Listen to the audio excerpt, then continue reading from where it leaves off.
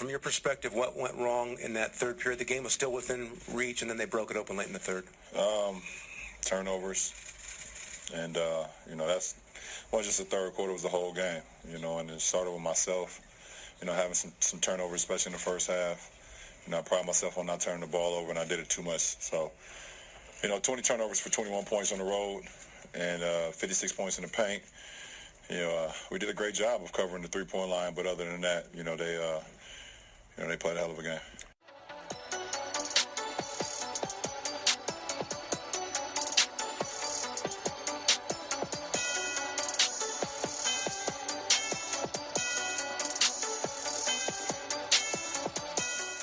It is that time of the week again.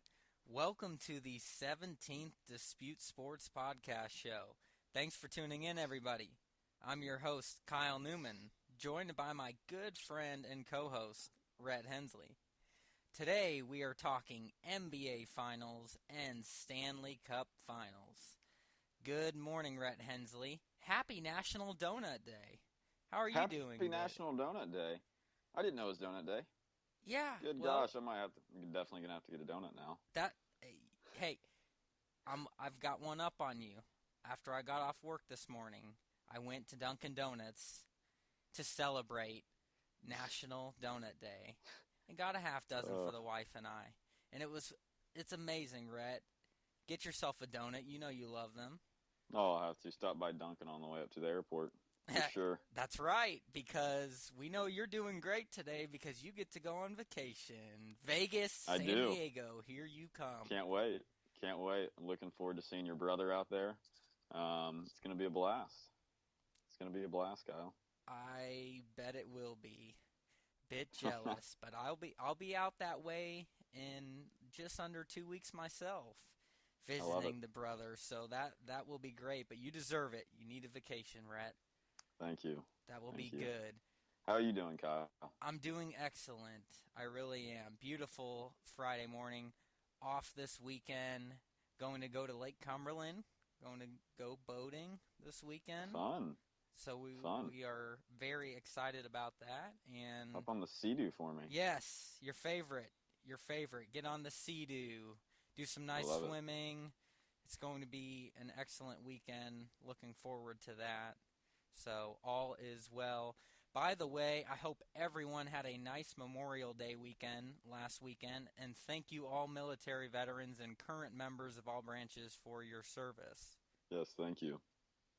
Rhett, there was a lot that happened this last week in sports, and we have to dive into it now.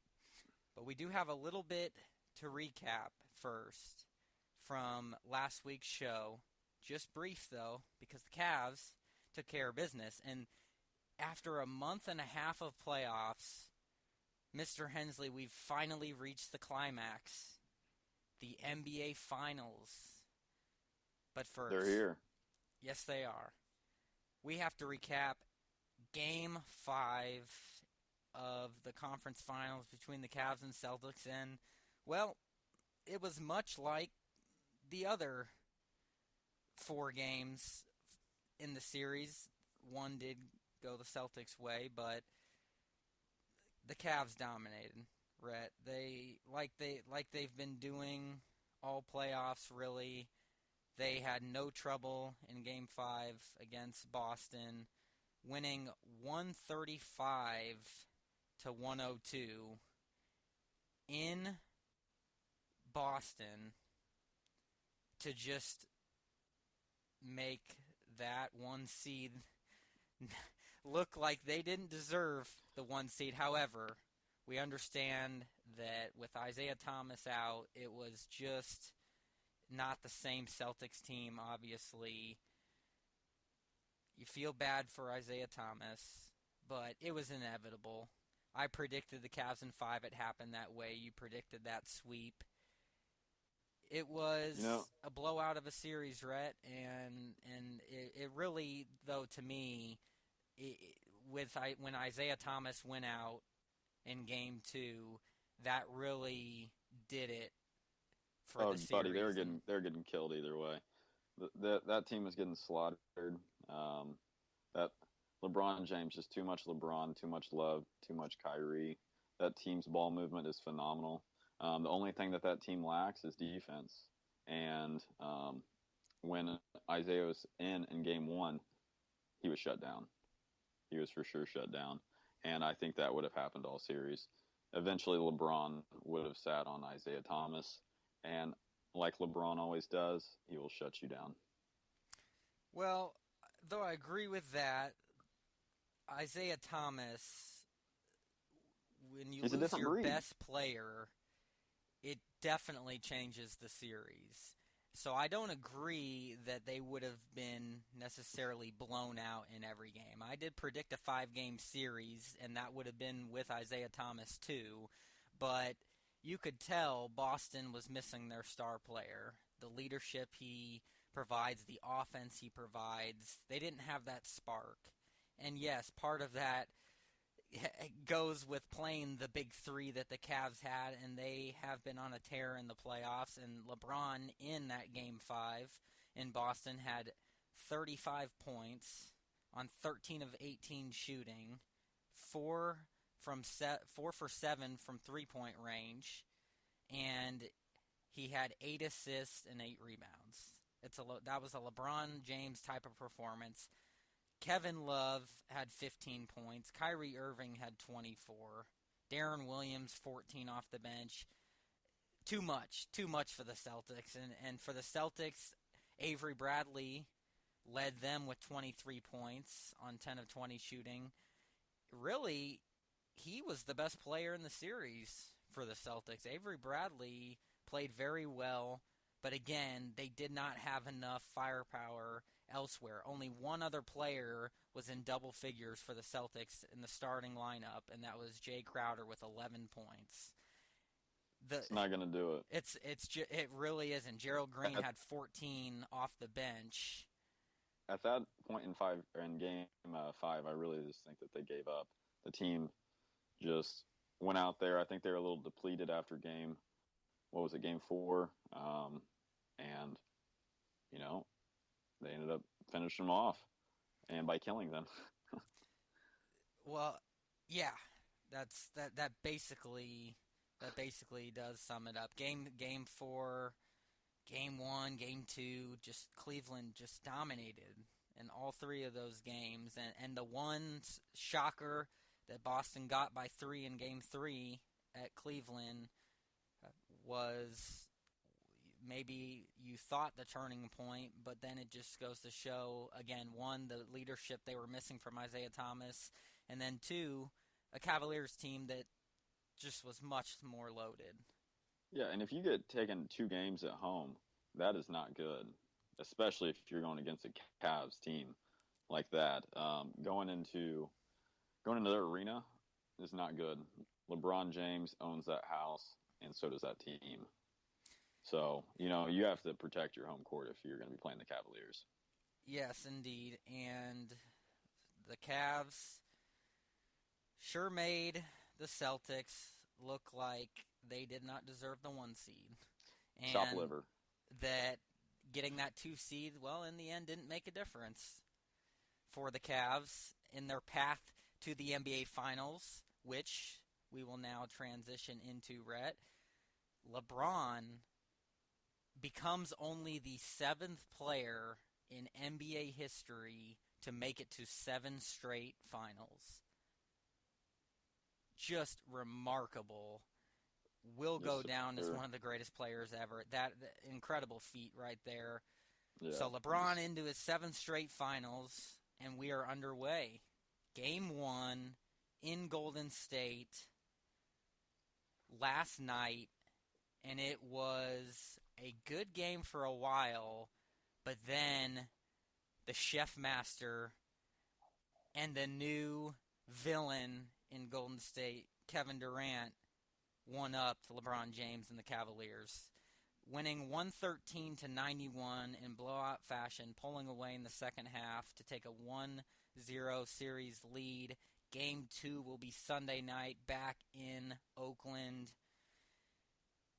Lots to talk about with this game, Rhett. I want your thoughts first. What do you think of the win for the Warriors and the Cavaliers after a week off? I'll tell you what, Golden State kind of surprised me. At the beginning of the game, it was very, very sloppy, very sloppy. And I was like, oh, well, Golden State coming off, what, about a week rest? That's understandable. And then they ended up turning it on, Kyle, and really exposed Cleveland's defense. And, they really exposed it. And I think that we might see that all series. You're not going to win a game only scoring 91 points against Golden State. I don't care how good your defense is. They have way too many sharpshooters on that team. And LeBron James scoring 15 points, that's not going to do it either. Or not 15. That was Kevin Love, sorry. 28 for LeBron, 15 rebounds. Monster game, actually. Yeah. But Kevin Love and Kyrie Irving combining for 39 points. That's not bad. Just not too much help anywhere else. Well, LeBron didn't have a great game. He was the best player for the Cavaliers, but he did shoot less than 50%. You mentioned the 28 points and 15 rebounds. Very impressive there, but he had 8 turnovers, and that was extremely costly. What I take away from this game was the Cavaliers ran into a team that is more loaded than them. And Cleveland did not look ready to play after a week's rest. You cannot turn the ball over 20 times in a basketball game against the Warriors, shoot against the Nets, let alone, and expect to win the game, especially on the road. That was the biggest difference. LeBron James, the players talked about that after the game. Way too many turnovers, and it started in that third quarter, especially with LeBron James. Made some errant passes, trying to do too much. The Warriors' defense showed up in this game, and that was the biggest difference. Also, LeBron did not have enough help from the supporting cast that he needed. Kyrie Irving had 24, but 10 of 22 from the field, so again, less than 50%. Kevin Love had 15, but on 4 of 13 shooting. Outside of the big three there, they got essentially nothing, and that will not be enough to beat That will Golden not State. do it, Kyle. 21 bench points will not win you a game. Not at all. Tristan yet, bro. 0 for 3 from the field, 0 points. The man who usually is missing. dominant on the rebounding end, 4 rebounds. J.R. Smith, hey, in the starting lineup, 3 points, 1 for 4 shooting. And then as far as the bench goes, Richard Jefferson gave the Cavs 9 points. Outside of that, nothing much else. Iman Shumpert with 5. Kyle, one thing that I would like to point out that, I think that this team could probably use some help from is Kyle Korver. The man played 20 minutes but only took 3 shots. And made that none man of is them. A sharpshooter. The man is a sharpshooter. And I think that he needs to get more shots up, especially if he's going to be coming off the bench. I think that he needs to be one of the leaders off the bench alongside Richard Jefferson, the old vet. Boy, he's been around a long time. That's the thing. They have a lot of great key pieces here that can go toe-to-toe with the Warriors, but not with a performance like that. They have to play their best game, and Golden State has to be a little bit off, because if they both are at their best game, the edge, I believe, is Golden State, because they have a more loaded team. Mainly, yes, with that addition of Kevin Durant, but they just have more firepower. And you look at the stat line for the Warriors, Kevin Durant, 38 points, Steph Curry, 28 points. Here's the thing, Rhett. Outside of that, Klay Thompson, their other superstar, had a pitiful game. He had 6 points, went 3 for 16 from the field. Draymond Green, awful game, 3 for 12 from the field, 9 points. Did have 11 rebounds. He always contributes rebounding, but we're talking point-wise. And then you go down to the bench, and their leading scorer on the bench was Andre Iguodala with 7 points. So just like the Cavs' lack of production with the supporting cast, the Warriors really didn't have it either. But the difference was they had 2 superstars that played great, and the Warriors shut the Cavaliers down on defense. Yeah. And that is Kevin a key Durant in this series. Who is Kevin the better Durant came defensive team? Oh, hands down, Golden State. Hands Yes. down, Golden State, in my opinion. And, Kevin Durant, I think that he basically came out and said, yo, this is our home court, and this is my first game in the NBA Finals in years. I'm taking it. And I texted that to Logan last night, and I said, yo, Kevin Durant looks like a different person. He is hungry. And he sure is. He is, and it didn't hurt the Warriors that they only turned the ball over 4 times. So you take care of the basketball like that, you're Yes, in sir. good shape. Because Golden State did get out-rebounded 67-60, and the Cavs were right there in striking distance shooting-wise. They shot almost the same percentage from three-point range. They shot only about 6% or so less from the field. But another big factor was fast break points. The Warriors, when they went on that run, it was an 8-point game at halftime, 60-52. The Warriors come out of the gate and they go on a 13-0 run, and they now have blown it open by 21 points. That How about did this, it in. Kyle? 27 fast break points for the Warriors to 9 for the Cavs. The Warriors played the game they wanted. The Cavaliers played into that, and it cost them. And that cannot happen going forward, or the Cavaliers stand no chance in this series. Exactly. And Kyle, this stat right here is just stupid crazy. So, Golden State had 12 steals. Cavaliers had 0. Defense. 0. Golden State had 31 assists. The Cavaliers had 15. That right there explains why Golden State came out and won the game. It really sums Right it there. up. It really sums it up. So, before we give our prediction for the series, Game 2, what do you think happens? Oh, I'm calling a barn burner on this one, buddy. I really think that LeBron is going to really rip into them today. I think that he's going to get them fired up and ready to play for the next game. And I think it's going to be a close one. I think that we're going to be in for a good show. But I do think the Golden State will take the cake. Okay, so then your prediction for this NBA Finals series. For the NBA Finals series, I'll tell you what, it could really go 2 different ways, in my opinion. Yes, I'll it give can. those 2 It has different to, Rhett. scenarios. I think that it's either going to go out in 5 games or it's going to go out in 7. 5 games for the Warriors.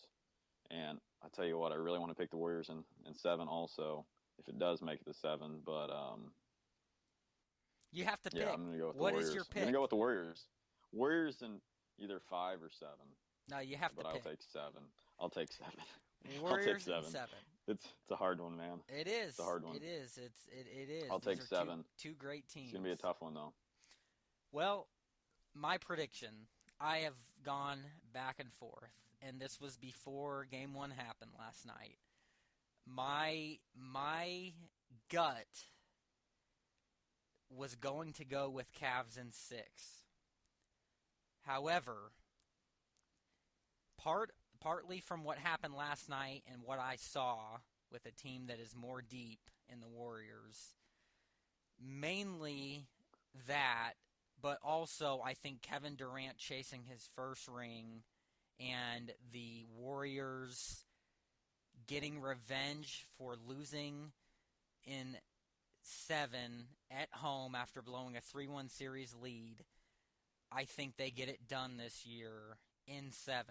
Warriors in 7 at Oracle to win their second NBA championship in 3 I love years. it, Kyle. That is my prediction. You jumped on the train, and I love it. About Hey, jumping what's on better any than rooting trains for or LeBron? whatever. You just have to recognize greatness on both of these teams. You've got multiple Hall of Famers. I do think it is going to be that good of a series. The Cavaliers will bounce back, and quite honestly, if they steal Game 2, I'm not changing my prediction. I don't do that. I stick with my prediction. But I could see the 6 for the Cavs and 6 happen if Cleveland can steal Game 2. So it will be very interesting to see. I'm looking forward to it. But last night's game was a disappointing ending to what the first half provided. So I expect, like you did, this next Game 2 to be a very competitive game. Probably coming down to the last possession. Yeah, and I hope so, because even for the fans, last night, but it wasn't as fun as seeing a real finals game come down to the end, like last year, which was phenomenal. We have seen too many blowouts in these playoffs. It is too time many for close games. And I'll tell you what, Kyle, the 4 games that we watched that were not blowouts were for our Indiana Pacers. That's right. So, hey, shout out to the Pacers, baby. Fought hard. Yes, sir. Yes, sir. But now it's NBA Finals time, and we are looking forward to the next game. Yes, we are. So, both in agreement. Warriors in 7. Game 2, Sunday night. Looking forward to that. All right. We have a minor segment to transition, Rhett, in between our no disputing segment and the Stanley Cup Finals, because there was some breaking news that came out that hit the sports world and has been nonstop, involving arguably the greatest golfer of all time and one of the most famous celebrities and athletes of all time. Yes, that is Tiger Woods, and he's not making headlines for his run at another major title.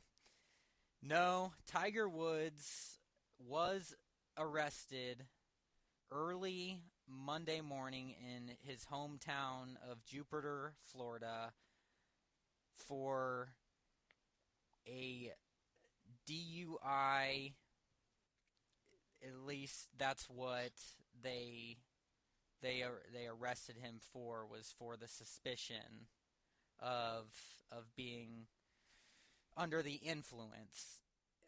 Very disturbing to see, Rhett. They have released the dash cam videos of it. He seems to be completely unaware. A tad bit impaired of his surroundings. Yes, you'd like to say. You could definitely say that. It's an interesting case, though. We're not going to get into the legal situation of it, but he did pass the breathalyzer. He had no alcohol in his system, and he came out and he said that the drugs that he was on were prescription drugs, that there was a side effect to prescription medication caused the condition that he was in. There's more digging into this case as we speak, and we will soon find out what the verdict is. Very unusual and unfortunate situation for Tiger Woods, who just seems to be going farther and farther away from that comeback in golf, and now dealing with more off-the-course issues. Rhett, what is your takeaway from Tiger Woods in this unfortunate incident? Well, I hope it's just a medication issue, and hopefully they can get that resolved for him, and hopefully it doesn't become an off the field issue, off the course issue, because I would love to see him back out there and potentially try to make a little bit of a comeback, as most of us would like to see. You hate to see it. A star athlete and celebrity just seems to be falling from grace. He's obviously had a track record, but this just the latest of what really seems to just be doing in Tiger Woods' career. Very unfortunate. Yes, we do hope that first and foremost he can get right and before even thinking about returning to golf, but we will see what happens with that. And now, before the Stanley Cup Finals, Rhett, a tradition we have started. It is the new segment, No Disputing, where we each give a sports fact of the day and blow each other's minds. And this time you get to start it off, Rhett. What is your No Disputing fact? All right. My no disputing fact. June 2nd, 1996, Seattle led by 26 points from Sean Kemp and 21 from Gary Payton. Defeats visiting Utah 90-86 in Game 7 of the Western Conference Finals, earning the Supersonics a trip to the NBA Finals for the first time since 1979. And you just got a full of no disputing. Yeah, I'll say, wow, blew my mind right there. That is an awesome stat. I love it. The Supersonics, classic throwback. Supersonics. Right I love the name. I love it. I do too. Are you All ready? All right, Kyle. You going to hit us with this? I am, and we're both on the basketball Lay train. it down. I love it. I was afraid you were going to take mine, but you didn't. So mine. When Michael Jordan averaged 37.1 points per game in 1986 and 87, his Chicago Bulls were a below 500 eighth-seeded playoff team that got swept by the Boston Celtics in the first round. Wow. 37 points averaging that season, and his Bulls were under 500, 37. eighth-seeded team, and they got swept by the Celtics in the first round. Not something that you usually associate with Michael Jordan and his Bulls teams. No, sir. Wow, you hit us with a mouthful, Kyle. I hit tried. Us with a mouthful. I love it. 37 points for Michael Jordan, below average, below 500. Wow. That is not something you hear about every day. No, I love sure isn't. And that was no disputing. And now to our last segment, the Stanley Cup playoffs. And we're 2 games in, but we do have to recap Game 7 of the Eastern Conference Finals between the Penguins and the Senators. It was one juicy series, and the Penguins squeaked her out. Loved it. In 7, in front of their fans, in Pittsburgh, the Penguins defeat the Senators in double overtime, 3-2, to advance to their second straight Stanley Cup Finals. And Chris Kunitz got a goal, as well as Sheary and Colin. Mark Stone a goal for the Senators. It was one unbelievable hockey game, one unbelievable series, really.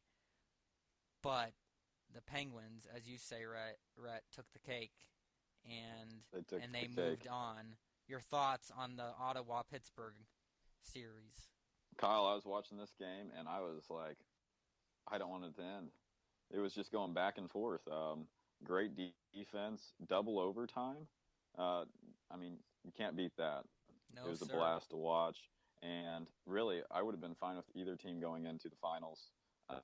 But, hey, I'm fine with watching the Penguins advance to the Stanley Cup Finals.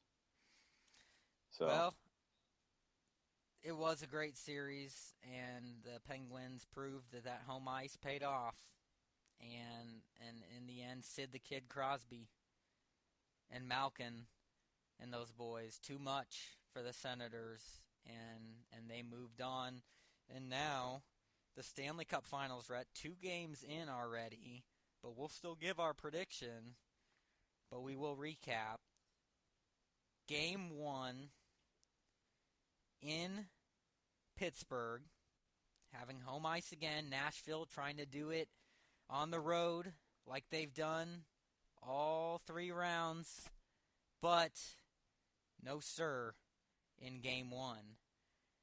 Boy, did the Penguins shoot all over Pekka Rinne, the brick wall who usually has been so reliable. Not in Game 1. 5-3, the Penguins get the victory. It was a good game. It really was for a long time. It came down to the end. Jake Gensel broke the tie with 3:17 left in the third to take the lead. And the incredible thing, Rhett, which was really bad for Rinne, everything was going in, and it was unfortunate because it seemed like every puck that went in was one of those unlucky bounces. It really was just a pinball machine for a lot of the night with him, it seemed. But the Penguins scored 5 goals on 12 shots. Not good for Pekka Rinne, and the Penguins got that victory in Game 1. Your thoughts on Game 1?